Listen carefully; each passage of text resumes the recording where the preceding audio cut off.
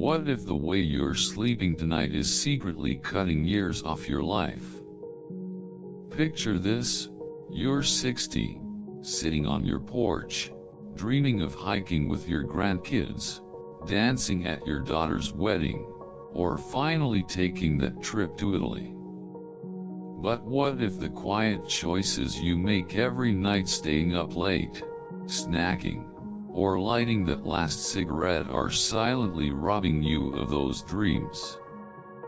I'm Dr. Thomas, a physician with 30 years of experience in psychology, medicine, and human health, and welcome to Living Fully After 50, your home for stories and science to help you thrive in your golden years.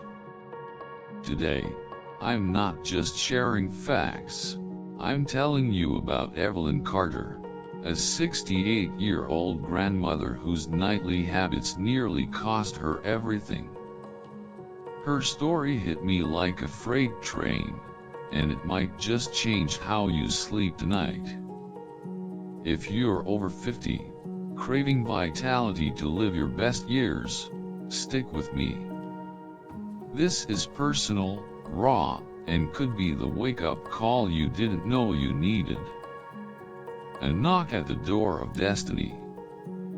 It was a rainy Tuesday in March 2018, in my small clinic in Eugene, Oregon, when Evelyn Carter walked in. Her silver hair was neatly pinned, but her eyes told a different story: haunted, tired, and scared. "Dr. Thomas," she said, her voice barely above a whisper, "I don't think I'll see my grandson turn 10. Evelyn was 68, a retired nurse with a heart as big as the Pacific Northwest, but her body was betraying her. High blood pressure, prediabetes, and a recent heart scare had her convinced her time was running out. As we sat down, she spilled her nightly routine, staying up past 1 a.m. watching true crime shows, munching on pretzels, sipping bourbon to unwind, and smoking a cigarette on her porch to clear her head. Some nights, she'd crash for 4 hours, others, she'd nap for 10, waking up achy and foggy. Evelyn's story isn't just hers, it's yours, mine, and countless others who, after 50, yearn to live fully but don't see the silent damage in our nightly habits. As Helen Keller once said, life is either a daring adventure or nothing at all. Evelyn's adventure was slipping away, not because of fate, but because of choices she didn't even know were dangerous. Today, I'm going to walk you through the 4 sleep habits that were stealing her years, share stories of other patients, and reveal twists that'll keep you glued to this story. This isn't just about sleep, it's about reclaiming the vibrant, joyful life you deserve. Let's dive in. Habit 1: Staying up late, the midnight thief. Evelyn's first habit was her love for late nights.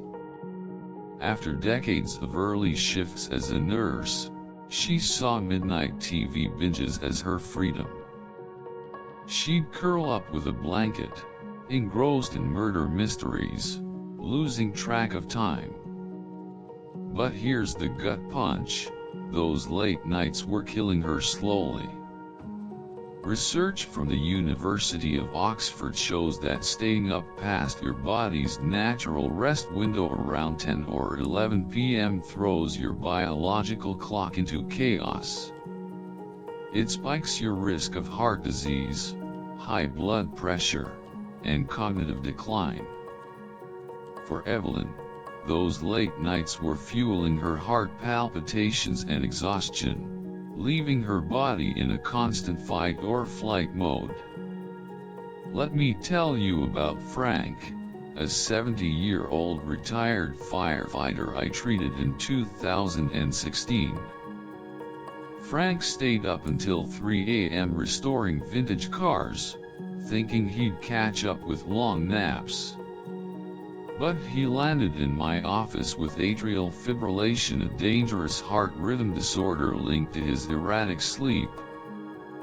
The twist?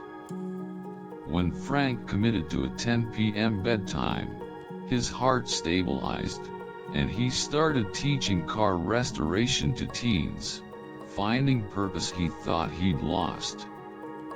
As Benjamin Franklin put it, early to bed and early to rise makes a man healthy, wealthy, and wise. Frank lived it, and Evelyn was about to learn it too. Why does this hit so hard for those over 50?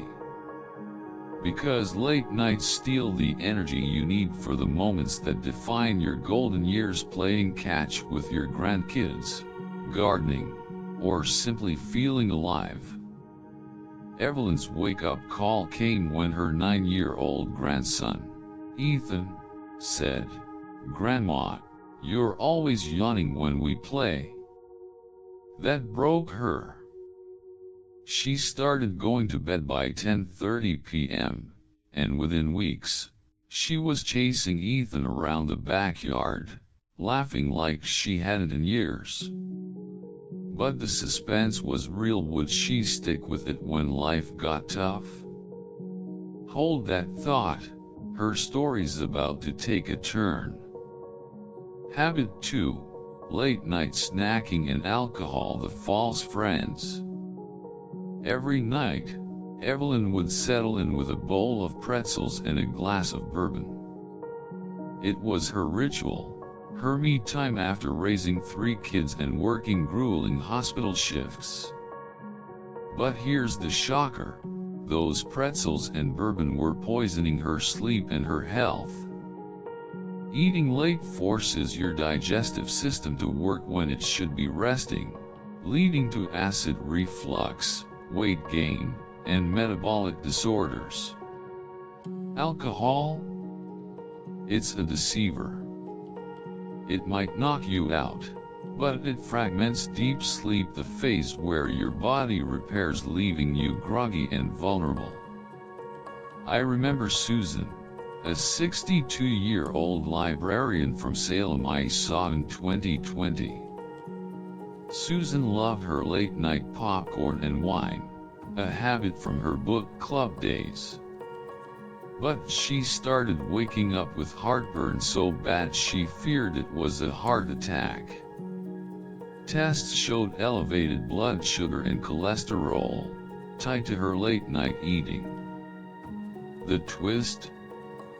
When Susan switched to herbal tea and moved her last meal to 6 p.m., her heartburn vanished, and she lost 15 pounds.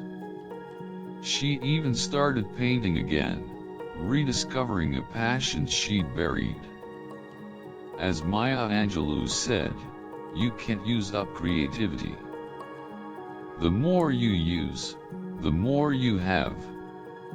Susan found hers by changing her nights. Evelyn's pretzels and bourbon were harder to let go. They were her comfort in a lonely house. I suggested a new ritual: a warm chamomile tea, soft piano music, and a journal to write letters to Ethan. The suspense built as she struggled. Would she reach for the bourbon on tough nights? After a month, she called me, voice shaky with excitement. "Dr. Thomas, I slept 7 hours straight without waking up, choking on acid." Her body was healing, but the real test was coming: a crisis that would push her to the edge. Habit 3: sleeping too little or too much, the dangerous imbalance.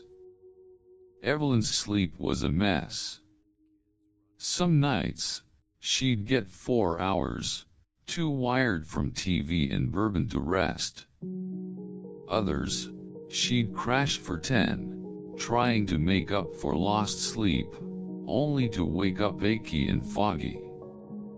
Both extremes were wrecking her. A 2021 study in JAMA found that sleeping under 6 hours weakens your immune system, clouds your mind, and stresses your heart. Sleeping over 9 hours can cause lethargy, muscle pain, and fluid buildup. Both increase risks of heart disease, diabetes, depression, and early death. Think of Robert, a 66-year-old retired teacher from Bend I treated in 2019. After losing his wife, Robert slept 11 hours a night, thinking it eased his grief. But he came to me with swollen ankles and shortness of breath, early heart failure. The twist? Capping his sleep at 7 hours and adding morning walks not only cleared his swelling but led him to volunteer at a local shelter, where he found new purpose. As Albert Einstein noted, life is like riding a bicycle. To keep your balance, you must keep moving. Robert moved, and it saved him. Evelyn's erratic sleep was driving her high blood pressure and brain fog. We set a goal, 7 hours, with a 10:30 p.m. bedtime and 5:30 a.m. wake up. The surprise came when she noticed her memory sharpening. She could recite Ethan's favorite superhero stories word for word. But the tension spiked when her son's job loss hit, pulling her into late-night worry sessions. Would she fall back into old patterns? Her journey was about to hit a breaking point. Habit 4. Smoking before bed, the hidden assassin. The most shocking truth for Evelyn was her nightly cigarette. She'd step onto her porch, light up, and stare at the stars, thinking it calmed her. But nicotine is a stimulant, shaving 5-8 minutes off sleep each night and worsening sleep apnea. It disrupts your body's ability to heal, spiking risks of lung disease, heart attack, and stroke. I recall Linda, a 61-year-old baker from Portland. Linda smoked before bed to distress after long days kneading dough. But she woke up gasping, diagnosed with severe sleep apnea. When she quit, her breathing improved, and she started teaching baking classes, finding joy in sharing her craft. The twist? Her students' smiles became her new calm. As Mark Twain said, giving up smoking is the easiest thing in the world. I know because I've done it thousands of times. Linda did it once, and it changed everything. Evelyn's smoking was her toughest fight. She'd quit before, only to relapse under stress. We tried nicotine patches and a support group, but the real drama came when Ethan caught her sneaking a cigarette. "Grandma, don't leave me," he sobbed. That was her rock bottom. She quit for good, and her sleep deepened, her mornings brighter. But could she stay smoke-free when life threw its next punch? The answer was closer than she thought. The crisis that tested everything. Here's where Evelyn's story gets heart-stopping. 8 months into her new habits, her son's job loss turned her world upside down. She was up late comforting him, tempted by bourbon and cigarettes. She called me in a panic, "Dr. Thomas, I'm slipping. I don't know if I can do this." I reminded her of Ethan's 10th birthday, her dream of seeing him graduate. We doubled down, meditation instead of cigarettes, a strict 7-hour sleep schedule, no food or drink after 6:30 p.m. The suspense was palpable. Would she hold on? The climax came at her next checkup. Her blood pressure was normal 120/80 for the first time in 15 years. Her diabetes markers were gone. Her heart? Strong as ever. Evelyn broke down, tears streaming. "Dr. Thomas, I feel like I've been reborn." The surprise? She started a YouTube channel, sharing her story with other grandparents, racking up thousands of views. As Nelson Mandela said, "The greatest glory in living lies not in never falling, but in rising every time we fall." Evelyn rose, and her story was far from over. Lessons for living fully after 50. Evelyn's journey taught me, and I hope it teaches you, that your nights shape your days, your years, your legacy. Here's what 30 years of practice and Evelyn's story have etched into my heart. Own your nights. 8:10 p.m. bedtime syncs your body with its natural rhythms, giving you energy for the life you love. Nourish, don't sabotage. Skip late night snacks and alcohol to let your body heal, not fight, through the night. Find your sweet spot. Aim for 7-8 hours of consistent sleep to keep your heart, mind, and soul strong. Break free from smoke. If you smoke, especially before bed, get help to quit.